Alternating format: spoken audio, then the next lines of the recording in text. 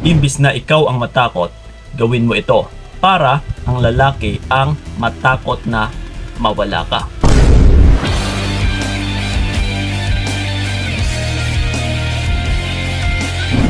Yes. Natatakot ka ba ngayon sa partner mo na baka siya ay mawala? Ay yung tipong parang kinakabahan ka na baka anytime hindi na siya magpaparamdam, bigla na lang maglaho or bigla na lang sasama sa iba. Oh. Yes, yan ba ang nararamdaman mo sa ngayon? Pues, panoorin niyo po yung video na ito dahil parang para talaga to sa'yo. Okay, so ito mga utol bilang lalaki na rin. Kasi kung ikaw talaga as babae na meron kang takot na mawala yung partner mo, actually, dyan pa lang, masasagot na natin kaagad yan na parang there is something talaga na may problema sa relationship ninyo. And maaari, isa nga yung problema dito ay yung sanhi mismo, kundi yung partner mo. Na diretsahin na natin na hindi kami minamahal na ito. Oh. Yes. Kasi kung minamahal ka ng taong ito, siya mismo, kusa na gagawin na para hindi ka mabigyan ng pangamba, ng pag-alala, or ng takot na mawala siya. Kundi, mas lalo niyang ipaparamdam sa'yo, na magiging secure ka. Pagdating sa akin, kung bilang ako, isang lalaki, ipaparamdam ko sa'yo dahil mahal kita, na secure ka sa akin. Huwag kang mag-alala or wala kang dapat ipangamba. Yes, bigyan mo ako ng tiwala. So, ganun po yun. Pero kung ikaw, na nararamdaman mo talaga na parang hindi mapagkatiwalaan yung partner mo, anytime pwede talaga siyang mawala. Yes, utol. Maaari na masasabi talaga natin na hindi kami na mahal na ito. Kasi, pagdating na rin sa lalaki, kung nakakaramdam ka na parang hindi ka na niya minamahal, na baka siya ito yung mawala, ay yung nagiging automatic response mo kasi is mas lalong natatakot. So ngayon dahil may takot ka na mawala siya, ang nagagawa mo ngayon, sa subconscious mind mo, na kung minsan hindi mo akalain or hindi mo naman talaga gawain, pero nagiging TANGA ka na, nagiging tanga ka na, yung nagagawa mo sa ngayon ay yung naghahabol, na ikaw pa ito yung may takot talaga na mawala siya. So ngayon ang ginagawa mo is ginagawa mo rin yung best mo para hindi lang siya mawala. Kasi may takot ka eh. So mas lalo kang mapapahamak, mas lalong mabibigyan yung sarili mo ng pasakit dito. Na mas lalo mo lang talagang pinapahamak ng sobra-sobra yung sarili mo. Na lingid sa kaalaman natin, na buong akala natin ay ito yung magiging solusyon. Na kung may takot kang mawala siya, ay gagawin mo yung best mo para hindi siya mawala. Pero, di ba? Ginagawa mo naman ang lahat-lahat. Pero bakit hanggang ngayon ganun pa rin ang nararamdaman mo? Na baka anytime pwede pa rin siyang mawala. Ibig sabihin talaga utol, meron kasing ginagawa yung partner mo na hindi patas or hindi na rin normal pagdating sa relationship. And the bottom line, kagaya na nga sinabi ko kanina, dahil hindi ka naman minamahal ng taong ito. So kailangan natin itong tanggapin. Huwag nating ipilit yung sarili natin na kung hindi or kahit hindi naman tayo mahal ng tao, pilit pa rin tayo ng pilit. Wala tayong acceptance sa sarili. Dahil gusto ko siya, kailangan ko talaga siyang kailangan ko siyang hawakan. Yes, kailangan ko siyang pigilan. Kailangan kong gawin ng lahat-lahat para hindi lang mawala yung taong ito. Uulitin ko na naman yung tanong.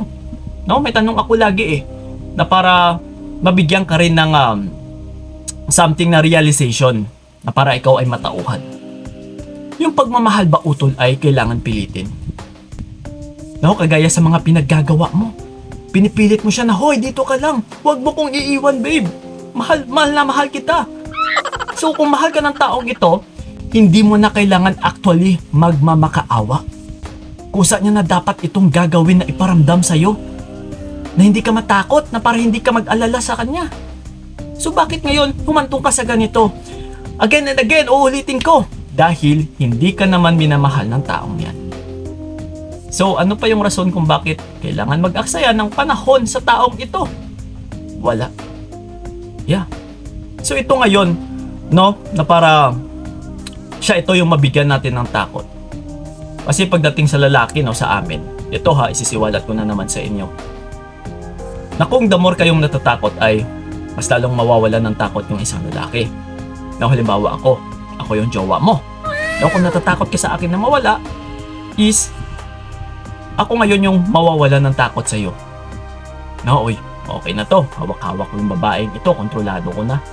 So ganun po. And dahil alam ko na may takot ka, kahit may gagawin ka man sa akin, like no, ng pag no contact rule, o aatras ka man ng bahagya, hindi ka nagpaparamdam, ay mas lalo pa kitang tatakutin.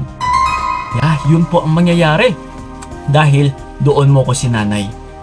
So ang gagawin ko ngayon, kahit mag no contact ka pa, mas lalo pa talaga kitang tatakutin.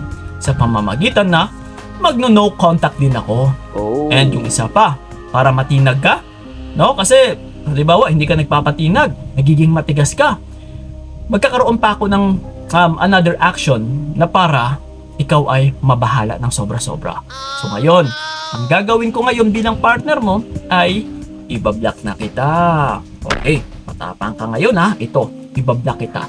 Tignan natin kung hindi ka pa rin matitinag. So dito na. Dahil takot ka dati sa kanya, ito na, dahan-dahan na, papasok na ikaw ay matatakot. Naku, blinak niya na ako, Kuya Kiko. Ano to ngayon? Baka mas lalo talaga siyang mawawala sa akin. So ang gagawin ko ngayon, Kuya Kiko, bahala na. I-break ko na yung no contact rule. Basta i-reach out ko siya para hindi na siya mawala. Yeah, kasi blinak niya na ako, Kuya Kiko. Baka tuluyan niya akong iiwan na. Yun talaga ang papasok sa isipan mo, tama? Perfect! Yeah, so yun po. Kaming mga lalaki kasi utol, hindi puso ang gamit namin, kundi ito, isipan. So ikaw puro ka puso, puro ka emosyon. Kuya Kiko, mahalin ko siya ng mahalin, takot ako mawala siya. Come on, what if, no, takpan mo muna ang iyong damdamin o ang iyong nararamdaman sa kanya and isipan ng pagganahin, palawakin ng palawakin. No, kagaya na lang isang pagkakaroon ng mindset na, uy, what if kung hindi ko rin na talaga siya hahabulin? Kasi puro pasakit yung binibigay niya sa akin eh. Yeah, ibig sabihin utol, kung magiging matatag ka, may isa kang paninindigan na kung ano yung ginagawa mo sa ngayon, halimbawa nag-no contact ka, kahit anong pananakot pa yung gagawin niya at saka hindi ka pa rin nagpapatinag, dito po mas lalong mabibigyan ng takot yung isang lalaki. Na uy, teka lang, mawawala na talaga siguro yung babaeng ito. No, kasi kahit anong gawa kong, kahit ano yung ginagawa kong pananakot, binako na siya, still wala pa rin, hindi pa rin siya nagpaparamdam. Sa circle of friends namin, no, sa kamag-anak niya, sa mga kapatid niya, kaibigan, is wala talaga akong nababalitaan galing sa kanya or tungkol sa kanya. So dito talaga siya mababahala. Ganun po yun mga utol. Kahit mahal ka man o hindi ng taong ito, mababahala at saka mababahala talaga siya kapag inaatrasan mo. Wala pong tao na nagugustuhan na inaatrasan siya. Tandaan nyo yan. So yun po ang gagawin mo utol. Magiging matatag ka. Magiging pusong bakal ka muna or pusong bato. No? Isipan ang pagganahin. Isipan ang palawakin. Copy? So yun po mga utol. Sana may naintindihan na naman kayo or may natututunan sa video na ito. And then sa mga nais ako makausap one-on-one, PM nyo po ako sa aking FB page na Payong Kaibigan ni Kiko. Yes, nagsiset po tayo ng appointment para sa inyo. And then sa may mga katanungan pa dyan about sa video na ito, you can leave a comment na dyan sa ilalim and sasagutin natin yan, lalong-lalo na sa aming YouTube channel. And sa Facebook page pala natin ha, may mga reels tayo dyan, so panoorin nyo lang. Tsaka madadagdagan and matadagdagan pa yung mga kaalaman ninyo about sa pag-iibigan. So yun lang po ha, maraming salamat, so ingat kayo. God bless and baboon! Hanggang dito na lamang itong nakayanan ko, nakawakan itong naranasan ko, bibitawan para malaman mo anong sayang na pinag